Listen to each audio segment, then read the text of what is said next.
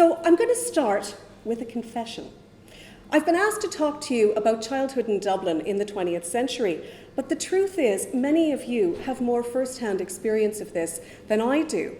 You see, I spent my childhood on the Canadian prairies. I grew up in Winnipeg, which is slap dab in the middle of North America. It's kind of a swinging metropolis in the middle of a wheat field. So I grew up there in the 70s and the 80s.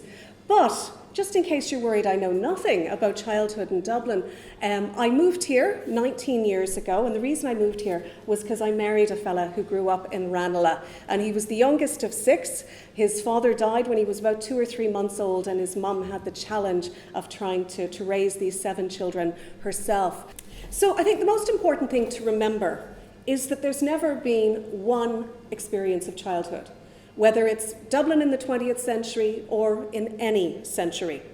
And today, the childhood of a girl who's growing up in a 3-bedroom semi-D out in the suburbs is going to have a very different childhood than the boy who is growing up with his homeless family in a hotel room, even though they're both residing in Dublin. And I've got a couple of pictures here, or a few, actually 4 pictures that illustrate this. So this is what I mean. Go into the past. We've got a little girl here. She's all dressed up with the doll for the studio portrait. One gets the sense that she comes from a fairly comfortable background. So she's having her portrait taken. And here we have a child that's having its picture taken as well. But that's because this is evidence in a neglect case. So you can imagine these 2 children, very, very different experiences, though they're growing up in a similar time period.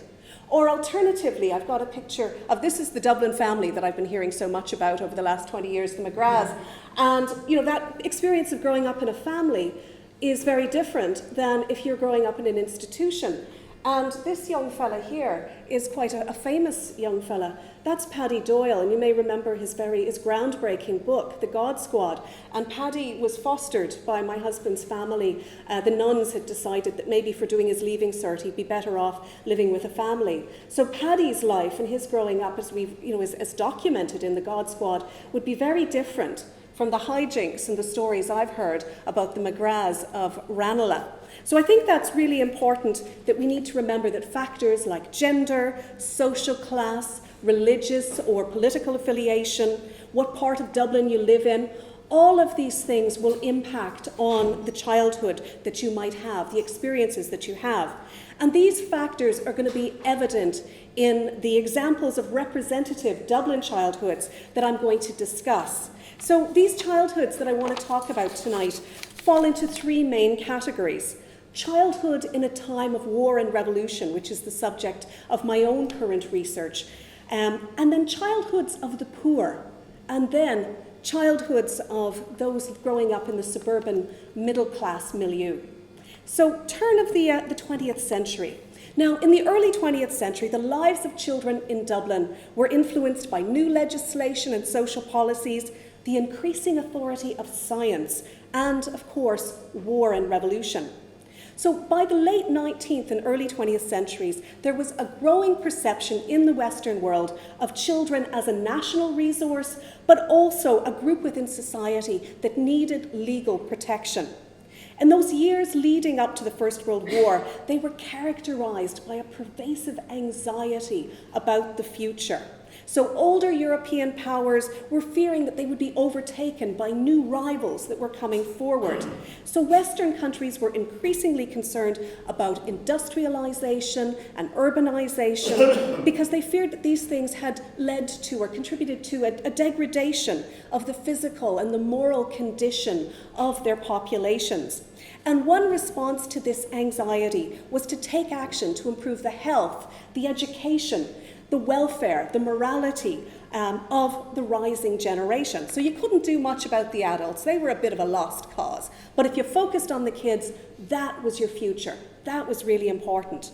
So attempts were made to mold children's minds and bodies as a future resource for the state. And this can be seen in a variety of initiatives at the time. So there were campaigns to improve children's health, the introduction of compulsory schooling, the addition of physical exercise like PE to the education curriculum, and increasing concern about the nature of children's literature and pastimes, and that certainly hasn't changed. We still worry about those things.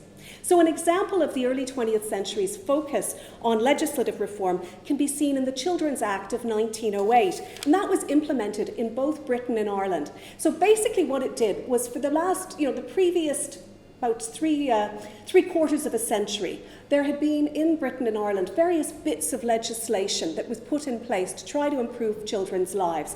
So trying to legislate for making sure that if children were working, that they shouldn't be working full-time, or that there should be limits to what age group or how many hours that they worked. So trying to prohibit most full-time child labour, or detaining young offenders, and these could include vagrants or homeless children, and putting them in reformatories or industrial schools. And I know we have a horror of that now, but at the time this was seen as thought that this would actually be better for them, that they would have a real childhood.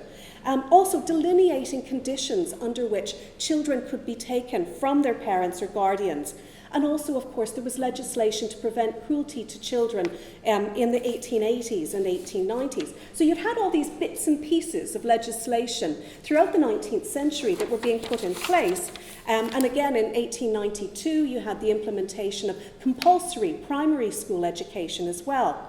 So basically, what the Children's Act of 1908 was doing was bringing together all these bits of legislation, pulling them together into one bundle, and also pioneering new policies, like creating special courts to deal with child offenders.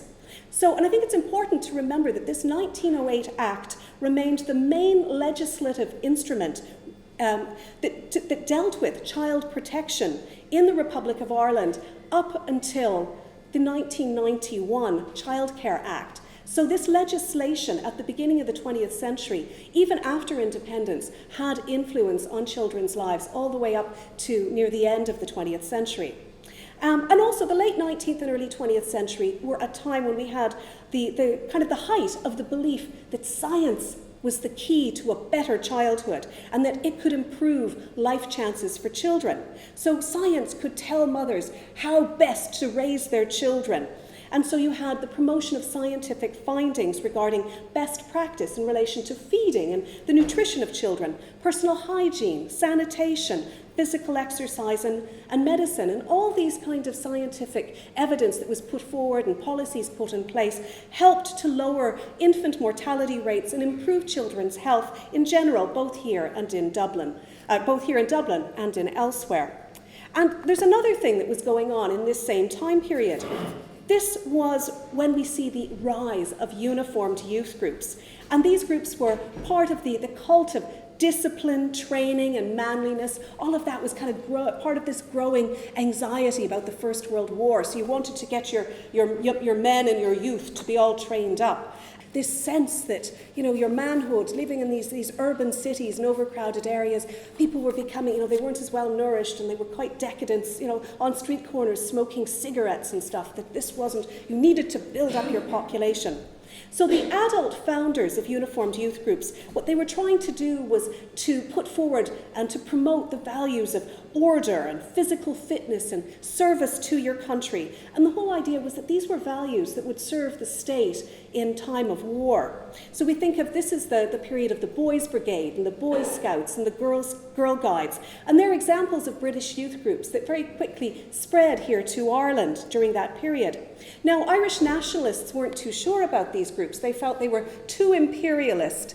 And so what they were concerned about was that they didn't want their boys, their nationalist, good Irish boys, to be going along and joining these youth groups. But they could see the benefit and the fun to be had to join one of these youth groups. So what they did was they set up Irish nationalist alternatives because they saw young people as the future of the Irish nationalist movement. So, of course, the most famous one was Na Fianna Éireann, started by Countess Markievicz and Bulmer Hobson in 1909. A lesser-known one, now it was, I should also mention, it was mainly for boys. We've got a few girls in Belfast. You had some rebel girls in Belfast who decided they'd set up their own troop. But here in Dublin, there was the Clan na Gael Girl Scouts, started around 1910, 1911, very similar to the Fianna, but for girls. So these groups, they were basically, what they were doing was training young people for their future role in the Irish Revolution. But often clashes would break out between these different youth groups in Dublin, and they kind of mirrored the clashes in politics between adults. So just a few stories that I ran across was there was a raid on a Boy Scout camp in Crumlin, and during this raid the Fianna captured flags and military equipment, and they ordered these, because it was English Scouts, there was a big Boy Scout camp in Crumlin. They'd all a bit of a jamboree, I suppose you'd say. And so the Fianna guys were going down, and there was English Scouts there, and they were ordering them back to Liverpool, get out of here, back home, we don't want you here. And then there's another story that I ran across, a wonderful story about youthful hijinks. Con Colbert's sister, when she was later giving her witness statement to the Bureau of Military History, her name was Elizabeth, and she recalled that he got himself into a bit of a tussle up in the Dublin mountains with some British Boy Scouts. Now, I don't know whether they were actually Boy Scouts who'd come over for Britain, or they were Irish Boy Scouts, but in the Baden-Powell Scouts. She doesn't make that clear. But apparently the Fianna took the Union Jack from these Boy Scouts, seized it from them, even though these Boy Scouts apparently were much bigger fellas, and the Fianna were littler guys, but they were wiry, and they got the Union Jack. So you can imagine and I've run across other stories. This was, taunting the police, all sorts of youthful hijinks that was going on with these youth groups of the time. Also, too, reading material. This was something that nationalists worried about, was what Irish children were reading. And I think we need to remember that in the early 20th century, reading was much more popular. You know today how we're always trying to get kids to read. Not so much of the TV watching and the video games and all the rest of it. We're trying to read, get them reading books. That wasn't such an issue in the early 20th century, because that was a really popular pastime. And getting reading material was cheaper than, say, going to the cinema or something like that. So Irish nationalists, they were encouraging Irish kids to read Irish alternatives to very popular British story papers of the time. And I've got an example here. This is from The Boy's Friend. And one of the few, I was going through a lot of these papers, and there was very little Irish content in them.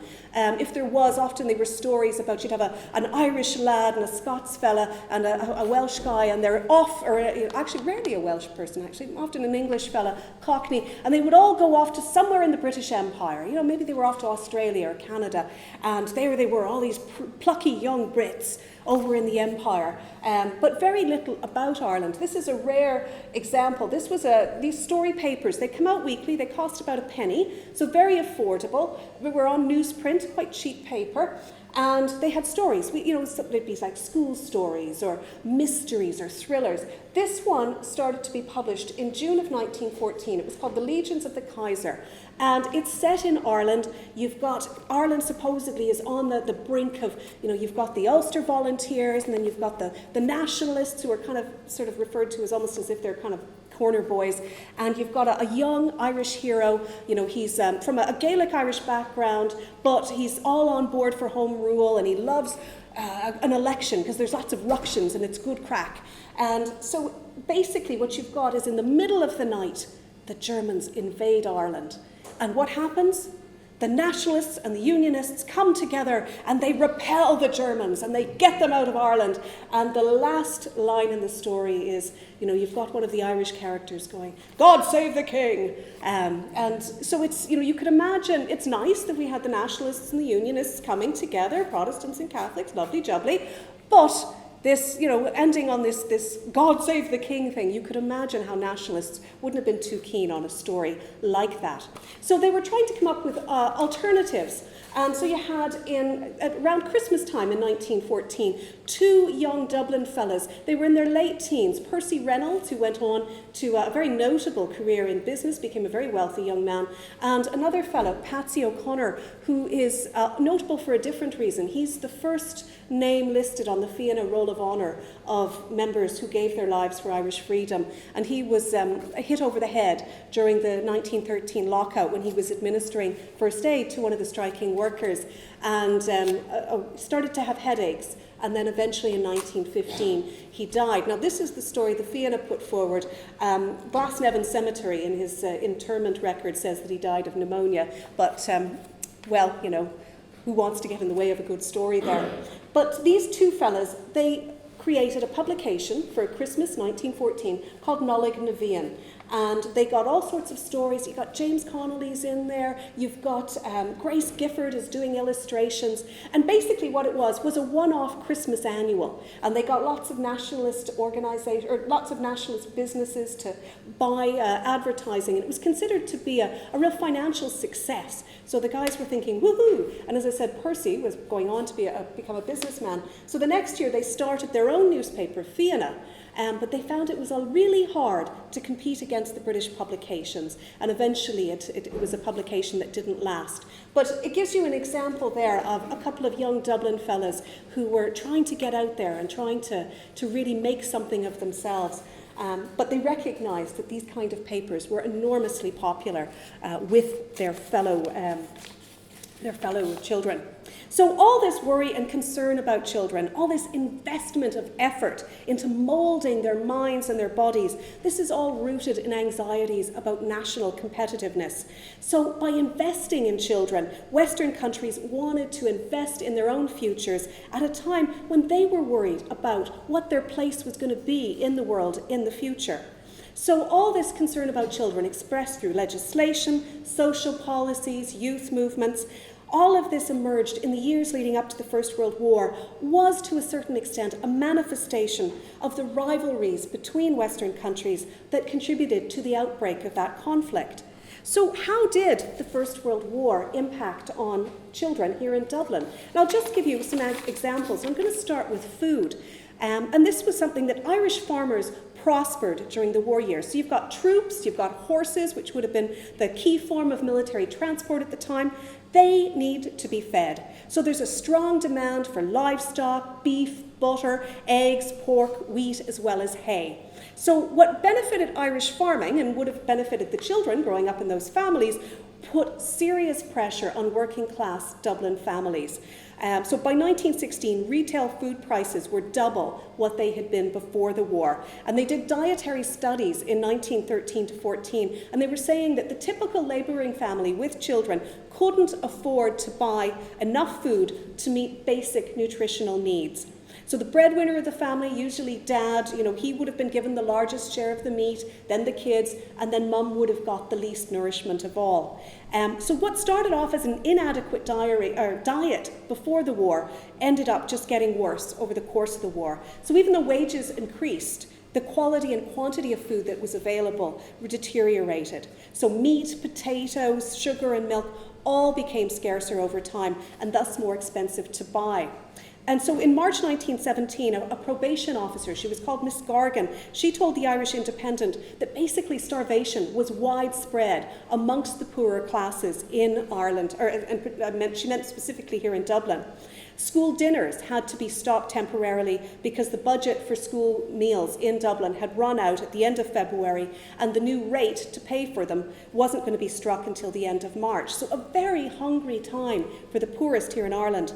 There was a doctor, she was working for the Women's National Health Association, and she had reported that almost all of the 59 children treated in February of 1917 suffered from malnutrition. So World War I, a really hungry time. And a lot of families, they were just surviving on dry bread and tea. So those war years left the poorest children in Ireland, particularly those living here in Dublin in the urban areas, hungrier than ever and more vulnerable to illness. Now, it may seem odd to think about this, but there were signs of hope even in these war years. And one of the more positive developments that have been put forward was that it heightened the awareness of Dublin's appalling infant and child mortality during those years. So Dublin had a notoriously high death rate in comparison to British cities. And the issue of maternal and child welfare attracted the attention of government officials as well as many voluntary agencies. So you had baby clubs being set up to raise awareness amongst mothers about the importance of hygiene and clean milk and other measures that they could take to prevent illness and disease and to save their babies' lives. And a large number of women's organisations convened a meeting at the Mansion House in the summer of 1916 to discuss this problem of infant and child mortality. And, I think it's really interesting that you've got organisations that were led by nationalists, but also women who were wives of leading government figures. They were coming together and attending this so soon after the Easter Rising because they saw this as a crisis issue that transcended political divisions in this country. So plans were in place by 1916 for a programme of health visitors that would provide advice and support to new mothers and to mothers of children up to the age of 5. And this concern about maternal and child welfare continued in the whole post-war, past, you're kind of getting into the Irish Revolution period with the foundation by Dr. Kathleen Lynn and others of St. Ultan's Hospital for Infants in 1919. And this would be very important for promoting the health of children in the coming years. And that I've kind of, was alluding there to the 1916 Rising. I mean, it brought the effects of combat, what was being seen on the European continent, here to the streets of Dublin. And of course, we've all heard, during 2016, with all the I think probably the most popular book that came out during that period was Joe Duffy's book on Children of the Rising, where he was excavating the lives of the 40 children under the age of 17 who died during the Rising. And the thing that we have to remember was that most of these children were innocent bystanders. I mean, the first child to be killed was killed because he was in the pushchair. His mother was pushing the pushchair. She had no idea a rising had broken out, and he was hit by the crossfire. So this was something we have to remember. This was a time when children were much more likely to be out on the streets. The first day of the Rising, when people had no idea this was happening. They were out and about. And then later, as the week went on, when food became more and more scarce, people were out trying to get food. Again, children were being killed in this search for food. So we've got most of them innocent bystanders, children in the wrong place at the wrong time, getting hit. We've got an example here. This girl, Margaret Veal, she was mistaken for a rebel. She was looking out of the window of her house, possibly using binoculars, and it was assumed that she was rebel, and she was shot. But on the other hand, you also had young people who were active during the Rising. So James Fox, who was aged 16, and Charles Darcy, who was aged 15, they were combatants. One was a member of Na Fianna Éireann, the other of the Irish Citizen Army. Another Fianna member, 15-year-old Sean Healy. Now, I know he doesn't look 15 in this picture. He was a bit younger there, but he had just turned 15 at that time, and he was shot by the British Army close to his Phibsborough home. And apparently Thomas McDonough had sent the boy home from Jacob's biscuit factory because he was too young to fight. But it appears he had given him a message to take with him to say that they were expecting an ambush at the bridge in Phibsborough. And this was when he was killed. So aside from all these children who lost their lives, many others would have lost parents, siblings. They might have lost their homes. So many houses were burnt out. So there were many ways in which children were affected by the Rising. But also, one of probably the most common experience of the Rising for young people was witnessing it. And this is, I think, really highlights one of the most common ways. So this young woman here, this is 17-year-old Jessica Taylor. And you can see she went on to become a VAD during the war years. And she recorded what she saw during the rebellion in her personal diary. And that was part of an exhibition in 2016 at Marsh's Library. So she lived in Malahide with her parents, who'd been born in England. The family owned a series of butcher's shops in the Dublin area. They were members of the Church of Ireland. And in the days leading up to the insurrection, her diary talks things like, going off to social visits over tea and darning socks and going to church. But once the Rising breaks out, all of her references to these sorts of everyday things are entwined with the sights and sounds of the rebellion and its impact on the lives of civilians. So on Easter Monday, April 24th, she's in the garden with her mum, and somebody comes and tells them there's a rebellion broken out in Dublin. So her and her father go down to the train station in Malahide, and they find out, yes, indeed, yes, there's a rising broken out. And she writes, the trains were all stopped running, and everyone was looking for beds all around the show.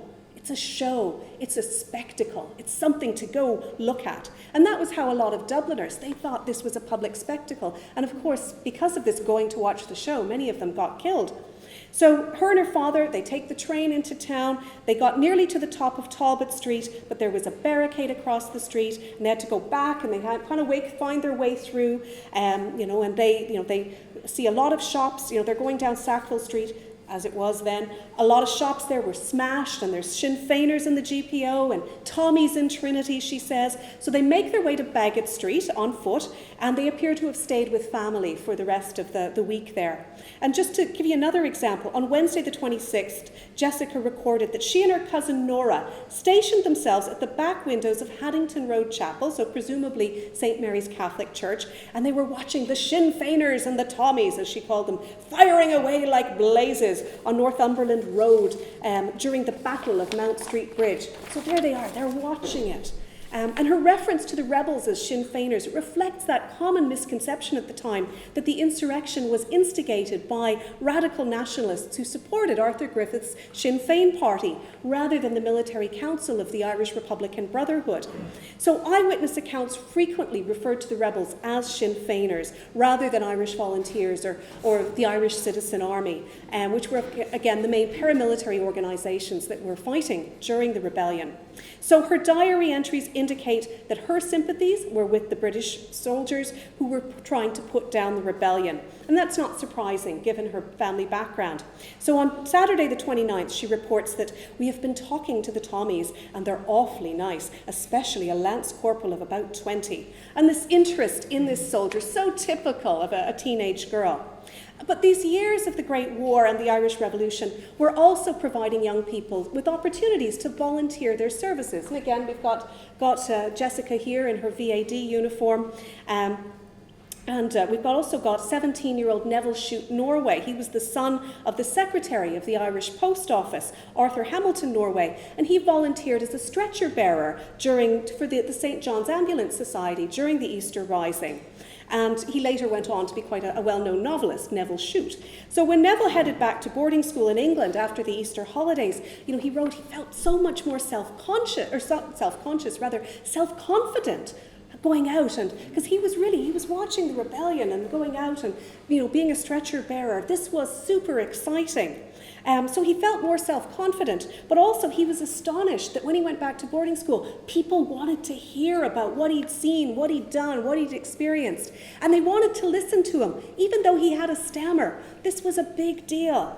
So this is, I think, kind of, you have all these different ways of young people experiencing the Rising. And then, of course, we've got those who participated. We had the members of the Fianna who got involved. So there was a lot of efforts made to keep the younger Fianna boys out of the fight. They had a camp out in the Dublin mountains for the Easter weekend. But many former and current members of the Fianna participated in the Rising, the older ones as commanders, some as fighters, younger ones as dispatch carriers and scouts. 7 were killed during the Rising. And of course, we know that 2 in their 20s who were executed for their role, Con Colbert and Sean Houston. And at least 3 members of the Clan na Gael Girl Scouts, the female equivalent of the Fianna, also participated in the Rising. So their founding member, May Kelly, she served at Jacob's Biscuit Factory. And another member, 15-year-old, now I know she's a bit older than 15 in this picture, Mary McLaughlin, she volunteered as a courier. So she was going all around Dublin delivering messages and ammunition. And political activism was in her family's blood. Her father was a coal carter and trade union activist, and her elder brother Sean, who'd belonged to the Fianna and the Irish Volunteers, distinguished himself during the Rising, and another brother, Paddy, also participated. Now, Mary's mother didn't appreciate her 15-year-old daughter running around Dublin in the middle of the Rising. And so Mary stopped off at home just to tell her mum, I'm fine, everything's fine.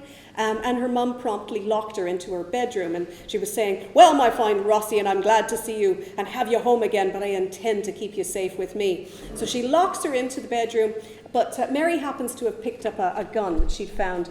So she climbs out the window and goes back to the GPO to give them the gun.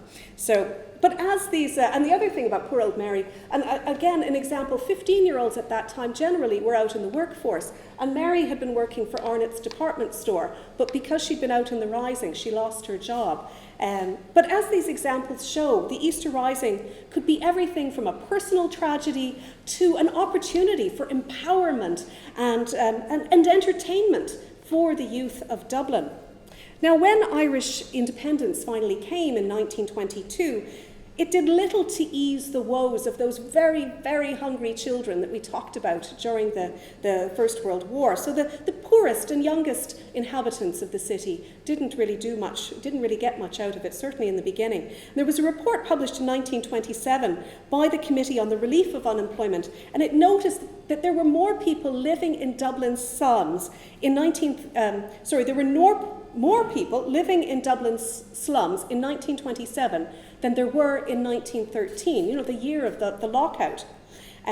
So historian Lindsay Erner-Byrne has observed, significantly, for a society that valorised the large family and prohibited birth control unequivocally since 1935, the worst housed were the young families. And there was very much, science had proved it, there was a clear link between overcrowding and high infant mortality rates. Now, Lindsay's recent book, Letters of the Catholic Poor, illuminates the experiences of the poor as expressed in letters to the Catholic Archbishop of Dublin, Dr. Edward Byrne. And these people were writing to him asking for financial assistance. And letter after letter that she quotes, you've got these people, they basically are explaining to him how many young children they are trying to feed and clothe and house and how difficult this is. But I think we also have to remember that the poor weren't necessarily working class. There was an unusual case she raises of Marion G., who was a Fox Rock widow who was struggling to support her young family after the death of her husband, a solicitor. And Marion wrote at least 29 letters to the Archbishop between 1924 and 34 seeking assistance. And she also got her 12-year-old, her eldest daughter, to write the following letter in 1924 in support of her mother's request for help. And again, you can see it here. My dear Lord Archbishop, for the sake of my little sisters and brother, will you grant Mammy's last request? She will never call on you again until we pay you back. Will your grace please save our home for the last time? We shall never worry you again and always pray for you. I am, my dear Lord Archbishop, your obedient child, Helen G. And really, in the absence of a proper social welfare safety net, such begging letters were one strategy employed by Dublin's poor. But as the 20th century went on, rays of hope started to shine on all this doom and gloom as the state began to develop better social welfare programs. So, for instance, children's allowance payments, that legislation was passed in 1944. We also see improved educational opportunities. For example, of course you had the compulsory primary school education, but where things really start to change for young people is in the late 1960s with the introduction of free secondary school education. And it's with something like that you start to have better improved employment opportunities and ultimately more economic prosperity. And this helped to lengthen the period of childhood and adolescence here in Dublin. So the longer you stay in school, the more of a childhood and an adolescence you could have. So last summer, I was collecting some childhood memories of growing up in Dunleary in the 20th century for an exhibition that was part of an event day that was being organised by the proposed National Museum of Childhood. And the memories and images that were shared by some of our respondents, I've used those as, you can see some of the images here from MJ and NJ who grew up in Dunleary, but other examples I'll be giving to you, because they kind of illustrate these general trends in childhood in the latter half of the 20th century.